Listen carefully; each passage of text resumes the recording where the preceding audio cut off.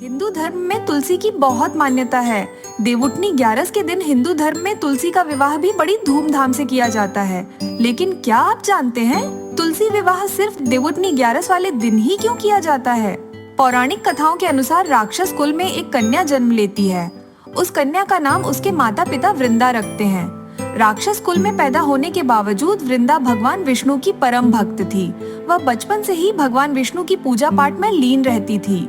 जब वृंदा विवाह योग्य हुई तो उसके माता पिता ने उसके लिए योग्य वर तलाशना शुरू किया और वृंदा का विवाह एक परम पराक्रमी राक्षस जिसका नाम जालंधर था उसके साथ संपन्न किया।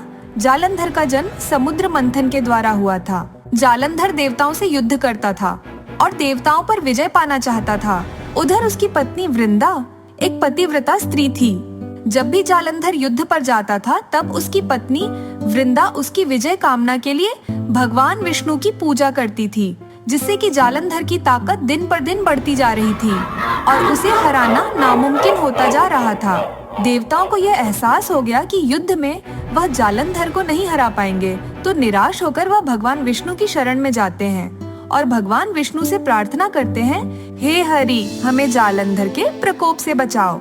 देवताओं की प्रार्थना सुनकर भगवान विष्णु जालंधर का रूप धारण करते हैं और वृंदा के पास जाकर उसके पतिव्रता धर्म को भंग कर देते हैं, जिसके कारण जालंधर की शक्ति धीरे धीरे कम होने लगती है और एक दिन वह युद्ध में मारा जाता है। जब वृंदा को यह पता लगता है कि भगवान विष्णु ने उनके साथ छल किया है, तब वह भगवान विष्णु से रुष्ट होकर उन्हें पत्थर हो जाने का श्राप देती है, जिसके कारण भगवान विष्णु पत्थर के हो जाते हैं। यह देख सभी देवी देवता घबरा जाते हैं। फिर माँ लक्ष्मी वृंदा के पास जाती है और वृंदा से अपना श्राप वापस लेने के लिए आग्रह करती है। वृंदा अपना श्राप वापस ले लेती है और जालंधर के साथ सती हो जाती है। सती होने के बाद उनकी भस्म से एक पौधा उत्पन्न होता है। उस पौधे को भगवान विष्णु तुलसी का नाम देते हैं और खुद के पत्थर स्वरूप को शालिग्राम नाम देते हैं और यह भी कहते हैं कि आज के बाद मेरे हर प्रसाद में तुलसी का होना अनिवार्य है। तुलसी के बिना मैं कोई भी प्रसाद स्वीकार नहीं करूंगा और मेरे पत्थर स्वरूप शालिग्राम को भी तुलसी के साथ ही पूजा जाएगा। तभी से कार्तिक के महीने में तुलसी और शालिग्राम विवाह की प्रथा चलती आ रही है। तुलसी विवाह की विधि भी बिल्कुल वैसे ही विधि है जैसे हिंदू धर्म में सब विवाह होते हैं। इस दिन तुलसी को लाल चुनरी से लपेटा जाता है।